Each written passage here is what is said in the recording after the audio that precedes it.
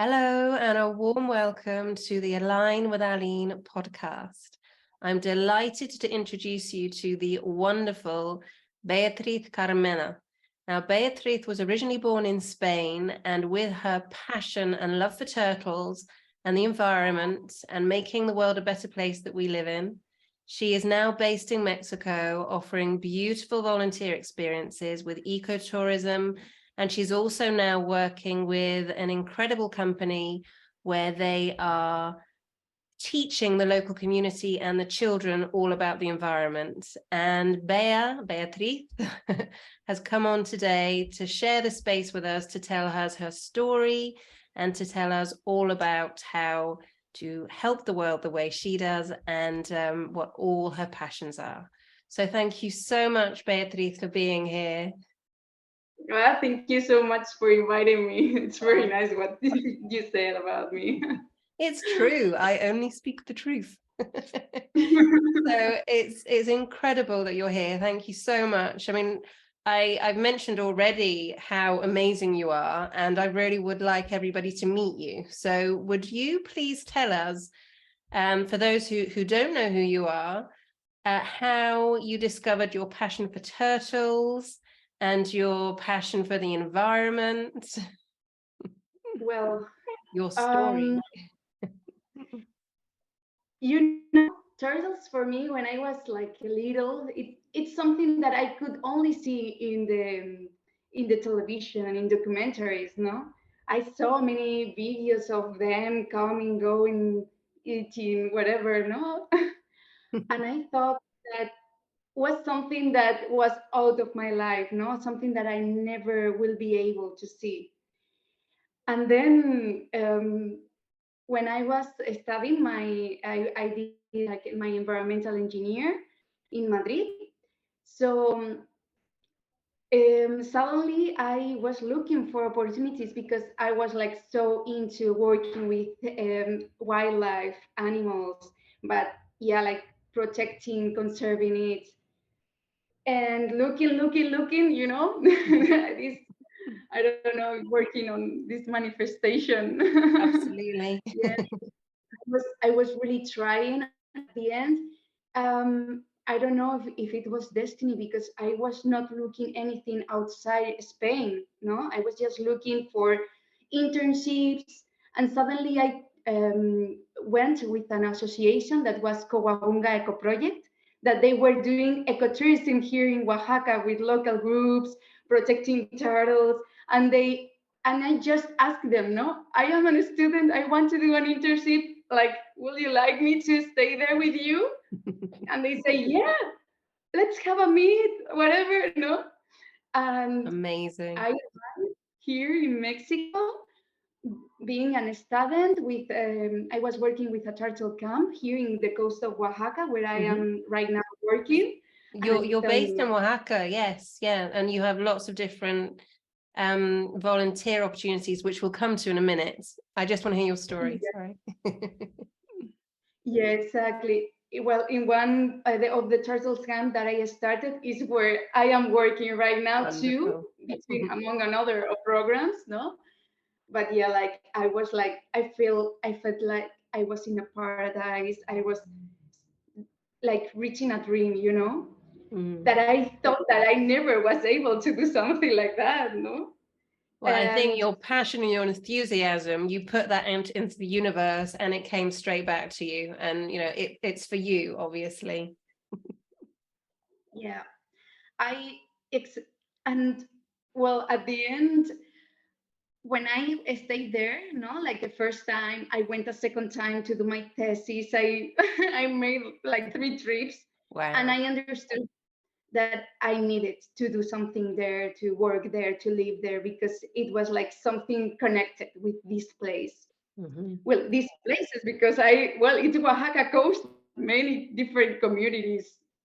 So yeah, that's more or less my story. How That's did I get here? And beautiful. That's so and gorgeous. are, and yeah. So now you're in Waka. Now you followed your intuition, followed your dreams, and now you're working with the various communities. Can you explain to us what would be a typical day with a volunteering experience with the turtles, please? Well, it's difficult to say how is a typical day because now that I get with 5 different communities, every day is almost different. Wonderful, No, yeah. the work with the turtles specifically, it's usually during the night. No, the turtles they nest during the night, so we have to protect them from poachers. Many times it's very difficult because here there are 2 beaches that are the most important beaches for the olive riddle sea turtle The because olive ridleys, yeah. uh, they nest more than 1 million turtles in each beach every year. They are Wow. the most powerful beaches for this species. So for that, many times there are so many turtles and they are many poachers as And well. not enough And we volunteers, yeah. not enough space to protect them, Yeah. not enough strong, no? So, well, the idea with the volunteers is starting to make these people understand how that there is other ways, no, to protect the turtles, like to work also for them to, but not exploiting them, no, because they think that there is no any income for them. They are only turtles and they only have to look for ways to survive, to maintain their families. And I really understand. But at Sure. the same time, it's like, here is people that is willing to be protecting them, to pay to see them, to have a guide. So it's So it's something that educating the it's getting. poachers as well, yeah. Exactly. Yeah. We are doing that. In fact, many times that we go to the beach with the volunteers, we start talking with them and making them trying to understand what is the situation of these animals. And they at the end of the conversation, they always say, "Ah, yes, yeah, we have to change. No, we have to look for other ways." It's very Oh, amazing. Yeah. amazing. And you've created that. That's beautiful, really beautiful. Well, I support because we always go with a local guide. They are people from the community that they started to do this job, and we just support them to do, like, we give them energy, hands, Yeah, no?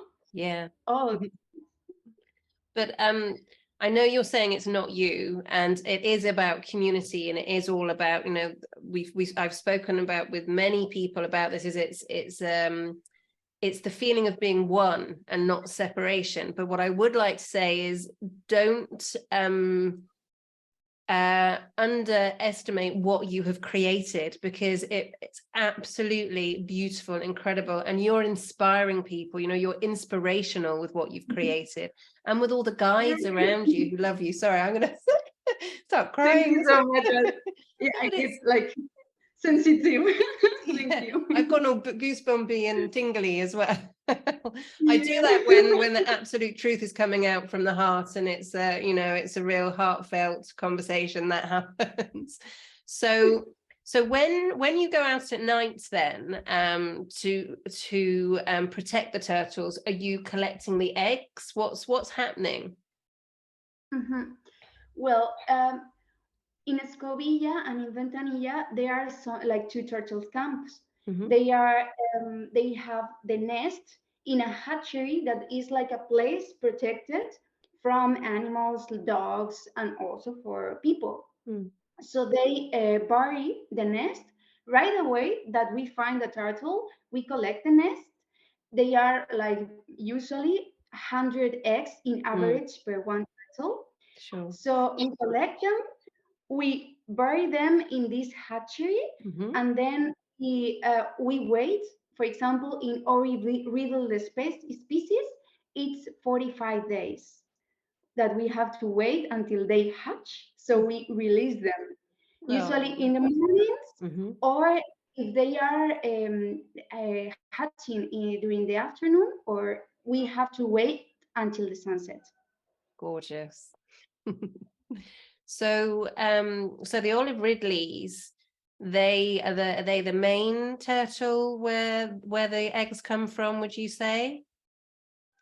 But there are also two species more. For example, now that it's cold season here, more or less cold because it's just in the night, it's fresh, but look. I'm gonna say, yeah, really cold, looks really cold. Yeah. Now they are nesting the green turtle, they call green or black turtle, and that they are like the most common ones also with like not that common as olive brittle because they are really, really endangered. Together with the leatherback. The leatherback sea turtle is the biggest one in the world. It can length 2 meters long. Wow. So and they are like also super endangered. For example, last year in Escovilla, I think we collected like um, almost 40, almost 40 nests of leatherback. Was Really? an Wow. amazing year because before we were collecting like 3 nests per year because they were not nesting so much here. And like in the season of 2020 and 2020, no, sorry, 2021 one. 21 and 22. Exactly, that season. Thank you. That season was wow, amazing. Between Ventanilla and Escovilla, they collect like 60 nests, more or less. So Wow. And I would amazing. just like to say, so full disclosure, I have had the pleasure to be in Waka and I have had the pleasure of being with Beatriz and being on the night patrols. And I cannot tell you, there are no words how beautiful it is. With you feel the hearts of the energy from the turtles as they come out and they're laying, and the energy of the people around. It's beautiful. And to be able to help in such a gorgeous way that Beatriz has created, I can't, I'm thinking in Spanish, I can't recommend this beautiful experience enough, is what I'm trying to say. So I just felt it was really important because obviously I've been there, and I remember walking under the stars because there's no light pollution at all the night patrols, and with the waves crashing and then watching those beautiful creatures coming out of the water, and and there's just the trust with all the guides around us. It's amazing. So yeah, I'm one of your biggest fans. Thank you so much, Aline. In fact, the year that you came, yeah, is the year that we could see like these leatherbacks, amazing animals. It was amazing. It was Amazing. incredible, but there weren't there weren't lots and lots. It was a real honor to be able to see the leatherbacks that we did. So going on from so you mentioned Escobilla. So there's 5 communities that you're working with at the moment, I understand. Can you tell us a little bit about the other communities and the other ecotourism opportunities and experiences? Yeah, all of them are in Oaxaca coast. Mm-hmm. So here, it's amazing. There are many ecotourism projects, beautiful. But right now we are working with 5 communities. One, it's in Morrayuta. Well, that is the beach. The community is called Rio Seco. Morrayuta and Escovilla are like very similar. They are like kind of far from each other. Okay. And both of them has this arribada nesting, and they are the 2 most important in the world, no? Then Can you tell us what Ventanilla. arribada is, please? I'm sorry. That's okay. The arribadas are like they are a phenomenon where thousands of sea turtles come to nest at the same time, all together. They start talking together right in front of the beach, and suddenly they decide at some point to come out all together. No, like let's gather all babies. Yeah, we are ready. Go. And it's a matter of like survival, no? So they do this, and in 5 nights, they can be more than 100, like 1,000, 100,000 sea turtles in just 3 to 5 nights. 100,000. Good 100. grief. Wow. Lots of poachers to talk to. For example, in one night, easily you can count like 50,000 turtles, 75,000 turtles in just one night, in the biggest one. 75,000. So In one night. so when you know the Arabada's approaching, do you make sure that you have many, many more volunteers ready? Well, we usually try to gather the volunteers because the volunteers are going to stay longer, you know, like Yeah. they are going to stay. Now our program is for 11 days. Oh, wow. No? Okay. So we gather these volunteers for 11 days. So it's easily that manage to gather them in the right time, no, more or less. Of course, this is a natural phenomenon, can happen, cannot Exactly. happen. Yeah. Can Yeah. be There's delayed. no guarantees because nature does exactly what nature does. So yeah. For example, in 2021, we have a really cold season. So the arribadas were like doing things in a very irregular way. For example, in January that they usually arrive, they didn't arrive that month because it was so cold for them. So it's climate change also. Yeah. Mhm. This year we had like very regular arribadas. I know, like it was like pretty good with the moon phenomenon because they are following the moon effect with the descendant moon. Yeah. They come with the descendant moon, so the babies will hatch during full moon, 45 days after. Gorgeous. So they come when the moon is waxing. So it's waxing moon up to Okay. Waxing. Gorgeous. So I was about to go off on one about planetary hours and the moon then, because but we'll talk more about the communities because the reason I was delighted to be there anyway, but for me as well, the moon means so much, and the moon tides, and obviously the moon dictates the way of the tides and the waves and just the beauty of the turtles listening to the moon and the whole feminine aspect of it, because I'm sure you know we're going so much more into the divine feminine, and in the world, you know, we're leaving behind this patriarchal system, but it's about balance. So it's not leaving the masculine behind. It's about bringing in the feminine as well. So there's lots of beautiful balance, and I really found with your with the experience, I felt that beautiful balance as well, because we were on the masculine side marching along the walk with the beach with the beautiful you know, it was divine with the turtles coming out. So yeah, I could talk about this all night. How wonderful it is. Yeah, they are many experience. So there's another experience I would love you to talk to us about is an experience going to the jungle. Can you talk a little bit about that?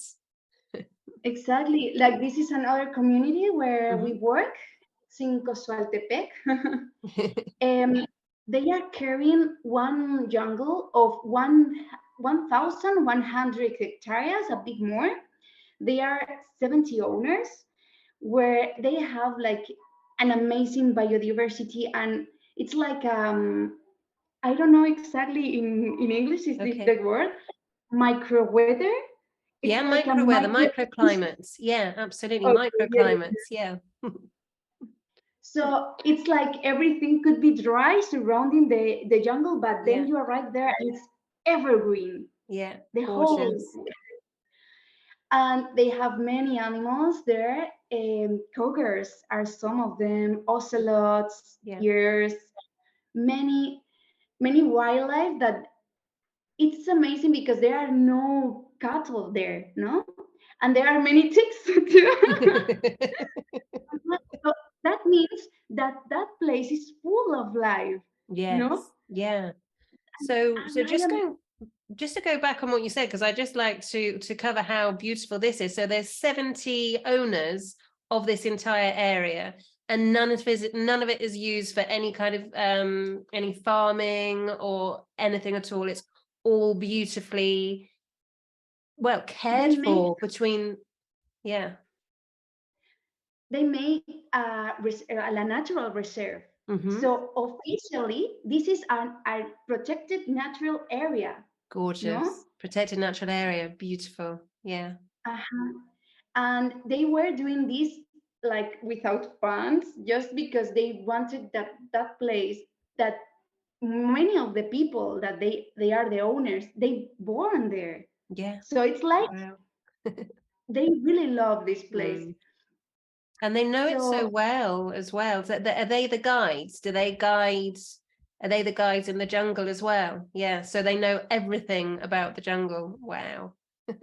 Everything. Like, also one amazing thing that they have is the traditional medicine. They have there a pharmacy, a whole pharmacy. This is for stomachache, this is for diabetes, this is for, they have an amazing resource that they want to keep alive for the whole village. So anytime that someone needs any plant for a treatment and something, they just grab it for them. No, so it's amazing. So they just pop into the jungle. There you go. Here's your exactly. cure. Gorgeous. And they have amazing results too. So So that's in the jungle as well. And we were talking before, because I'd like to ask your opinion on a couple of things as well, which is in terms of sustainability and any advice you have for any of our listeners. But what I would really like to talk to you about is the other wonderful incentive that you're working on at the moment with the pollination project. And this is, I understand, teaching the children of the community about the environment. Could you talk to us a little bit more about that, please? Well, we started to do some environmental workshops with, we started with the Ventanilla children, no? Children from Ventanilla. That is the other third community where we work. They protect a lagoon full of crocodiles and a biodiversity, mangroves, and so on. Amazing. So we wanted to give another step, just not doing like some workshops, like a few, like one time in a month. We wanted to create a group that can start to lead their own conservation activities, that like environmental awareness campaigns, that they can lead these kind of things. Amazing. So we started this project with them, and then we started another one in Ventanilla, and we are starting another one in Morrayuta. And they are a group of children. Children, yeah. The children that they want to know more about environment, or know more about like how to keep the research and the community in a good condition, no? And in this project that it's funded too for the pollination project, we are focusing on hummingbirds. Look behind me. Yes. When I saw your background, I was like, oh, she did for me, but no. So that's absolutely gorgeous. So you're teaching the children, and there's an ongoing, it's like almost like a school, if you like, but a beautiful school about the environment, so they can respect their environment. And would you say it's, you're creating, I feel that you're creating the next generation to care for the environment, so they're understanding their surroundings, and then they can teach as well. Is that the incentive that's happening? We call them environmental brigades. Oh, and wow. Now it's starting to have their own logo, their own name. Oh, no? Wonderful. For example, in Ventanilla, they are the mangroves, because like that village is like full of mangroves. And for example, in Escovilla, they are called the crocodile turtles, like a mix. Excellent. They make a beautiful drawings about like mixing turtles with crocodiles. And it's their own signal, no? The animals. Gorgeous. So you mentioned Ventanilla and the crocodiles, and this is another experience for ecotourism as well, isn't it? Could you tell us a little bit about Ventanilla as well, please? Uh-huh. This community, I think, is one sample for conservation in the whole Oaxaca, and I think for the like ecotourism led by community, it's also like an amazing sample, no? Yeah, They absolutely. have been working for almost 30 years right now. 30, did you say?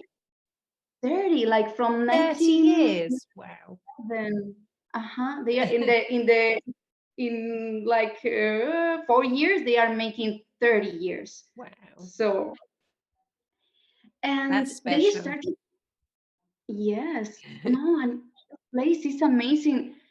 You know, well, they are protecting a lagoon full of mangroves. Mhm. Like when you go there, you see a biodiversity of birds, a huge biodiversity of birds. But also, they started to make this lagoon like a place to recover the crocodiles population. Yeah. Anywhere in Oaxaca, they want that. They hate crocodiles because they are dangerous. And they say, no, if you know how to deal with crocodiles, they are like so nice and well, they are there and that's it, no? Wow. So what's the benefits? I mean, obviously we love all animals, but what do in Ventanilla, what do the community there say that the crocodiles benefit the area? Well, they started to see that, for example, to show to the people crocodiles, it's an amazing resource because they are slow, they can't be seen, you know, Yeah. and the people think that that is my fantastic for me. I love to see them because they So do are I. such an Yeah, amazing animals, they're strong. incredible. Uh-huh. Mhm. So they started to see that the people like them, no, too. Of course, they were protecting their environment before because it was like, okay, let's stop exploiting it. Let's start um, be having another source of income. No, Mm. when I asked the people what did they have to change to start this project, no, or to keep this project going, they started to tell me, I stopped fishing, I stopped farming, I stopped, yeah, because they started to work on conservation, Mm. no. They saw another way. They are Wow.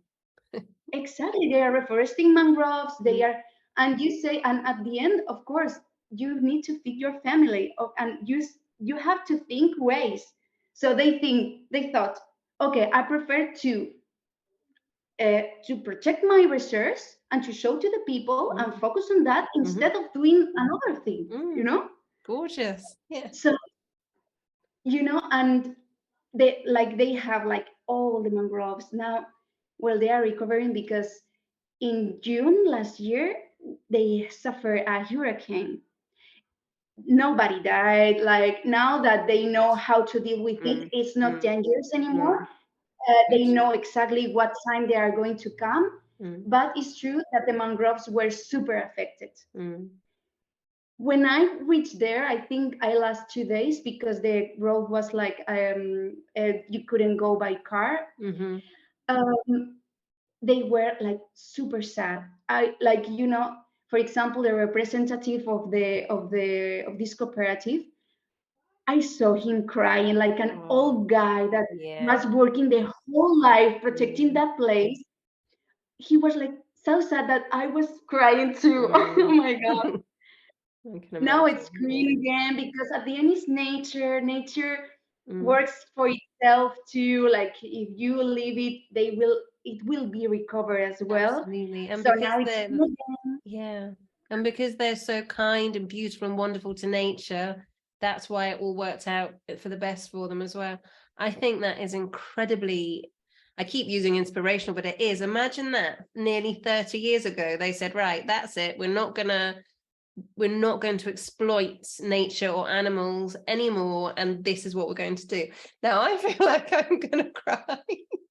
It's just, oh, Wow, that's just gorgeous. And so you're obviously helping them by bringing volunteers, and the volunteers are helping the environment, and then the volunteers are also telling everybody else. So let's keep spreading the word, basically.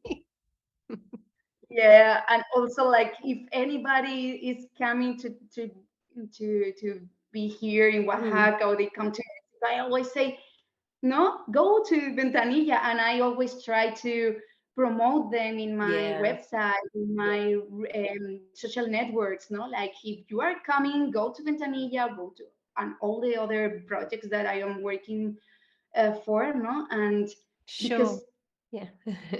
Well, I'm people have to see it, you know. Of course. Well, I'm going to make sure that everybody's got all your social media, the website details, so they can get in touch with you. But we haven't finished talking yet. I feel, I mean, obviously I was there in Ventanilla, and it was absolutely incredible. The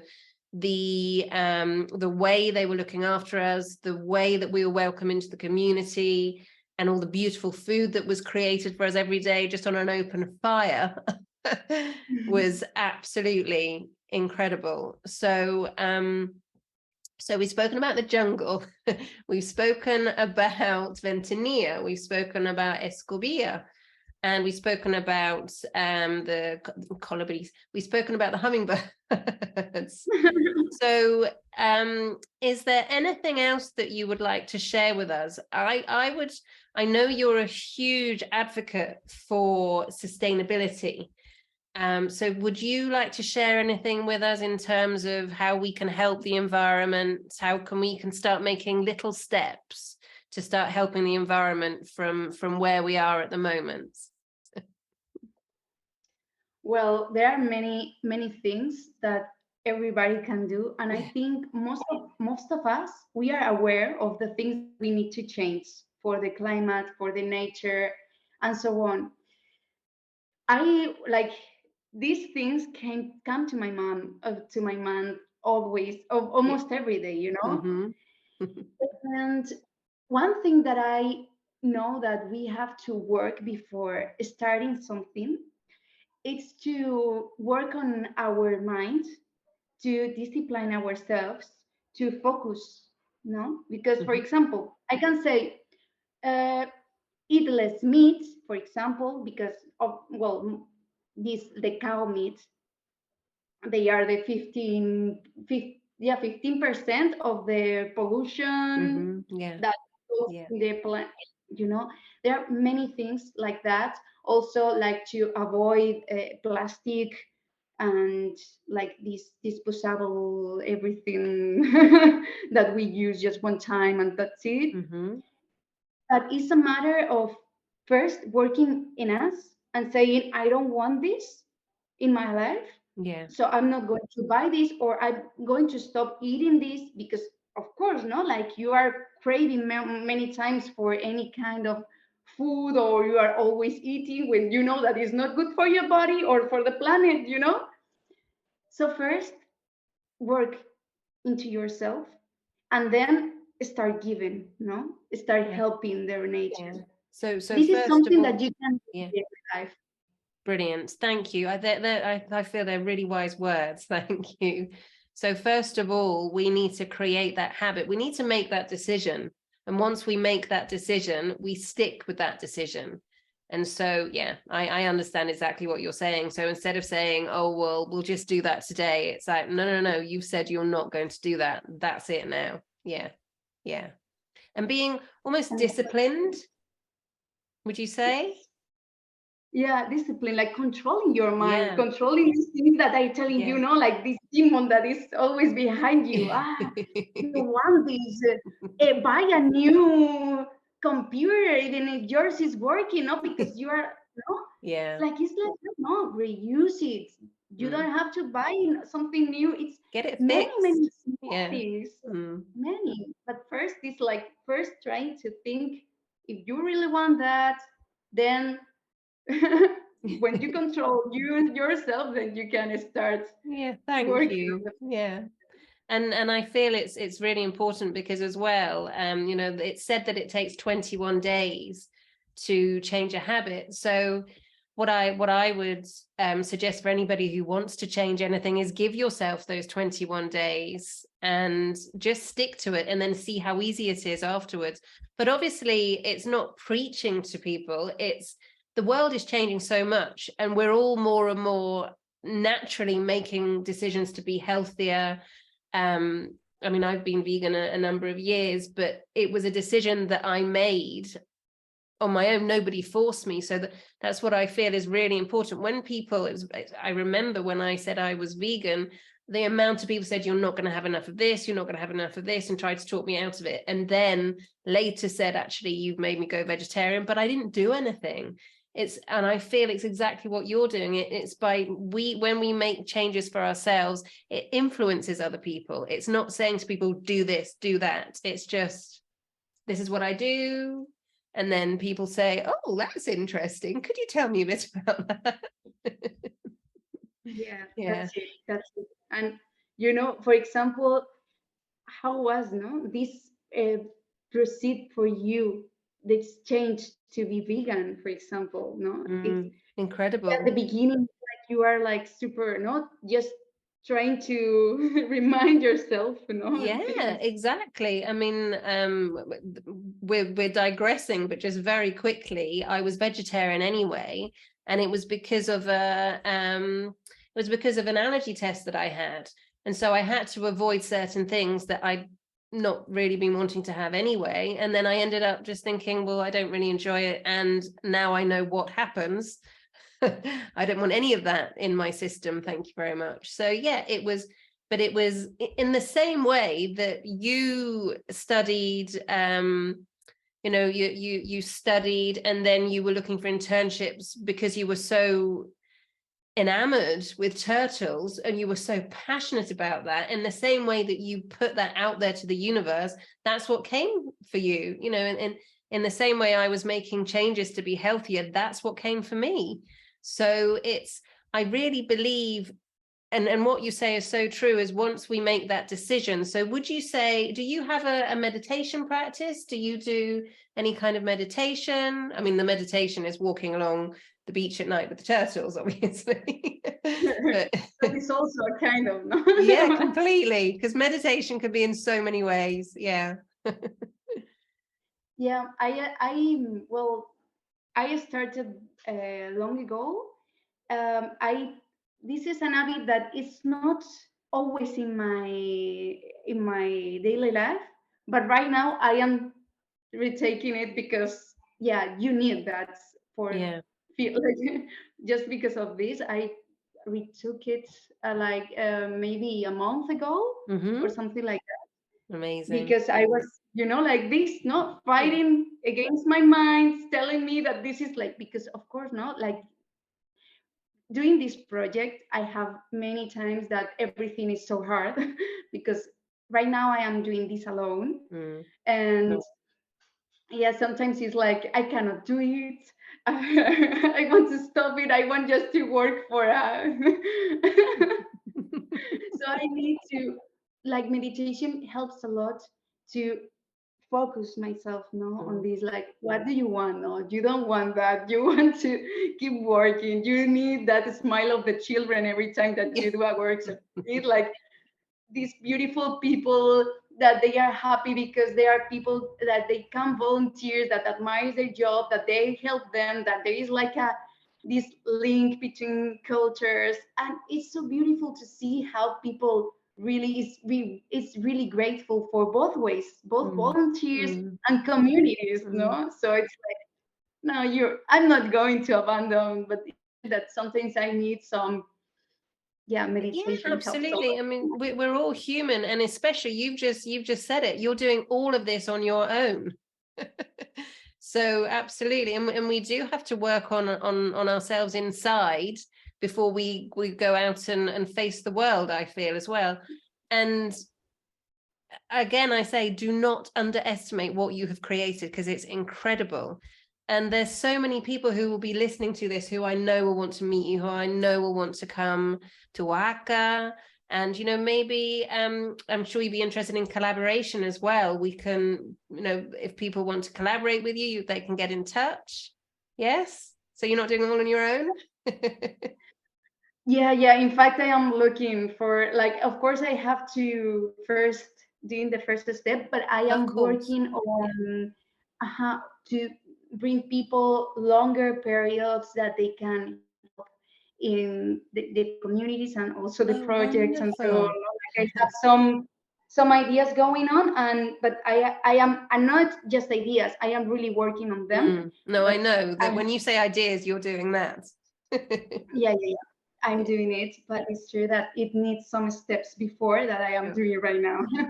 Well, we can, if you would like to come back, we can talk when you've got a little bit more determined exactly what that's going to be. We can chat about it again, and we can share with everybody what that incentive is as well.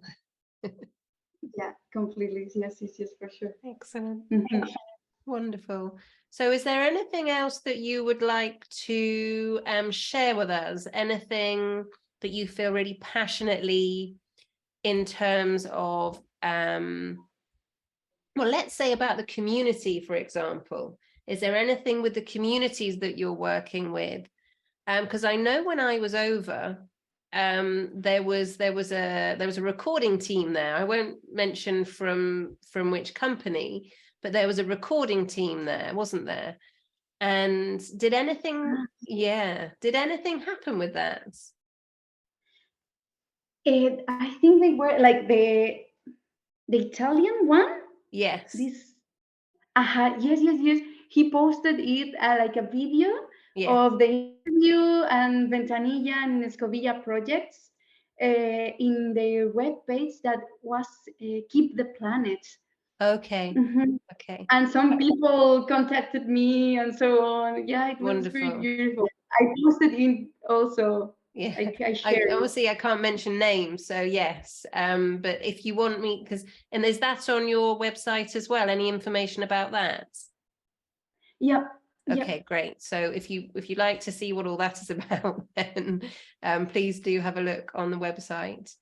I would just like to say thank you so much for all the wonderful work you do in the world. You massively are an inspiration, and the way you've inspired the communities, the way you've inspired who would have been poachers to change the way of looking at their life and being more, being more at one with nature. It's just so important, and just keeping Mother Earth and Gaia in such a beautiful way, and respecting and caring, because we're all here together, aren't we? We're not, there shouldn't be a hierarchy. I feel, we're all animals and humans. Is not that we should be this, and plants and nature. So thank you so much for the wonderful work that you do. You are amazing. Thank you so much to you, Aline. I am so happy to see you again because we talked many times after you leave. Yeah. But it's true that we didn't see each other. I know, Well, it's I see amazing you to see you. on Instagram all the time. Yeah, Yeah. well, we'll chat afterwards anyway. And I would love you to come back on again as well, please, and and share more with us. And I will post everything so you can get in touch with Beatriz and speak about collaboration, speak about going on these incredible voluntary experiences. I absolutely recommend them. And also, if anybody would like to donate to any of the causes as well, that's possible to do as well. So I will post all the information. So thank you so much for being here, my gorgeous. Besos, besos, besos. Muchas gracias para ti en el mundo. Thank you so much for listening, everybody, and thank you so much, Aline. Really, I was so excited about this. Yay, we did it. I wish you so many blessings with all that you're doing, and it's just incredible. Thank you for you. And we're Hope going that to go now. everything goes fair. Of course.